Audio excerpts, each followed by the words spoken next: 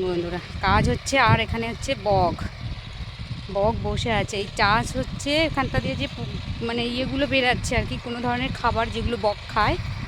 দেখুন একটু জুম করে দেখাই, দেখুন বকগুলো, এই যে চারিপাশে বক।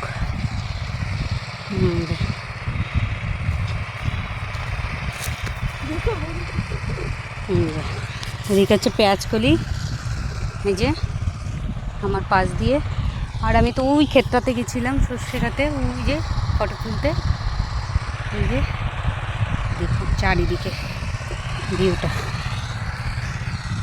কত সুন্দর।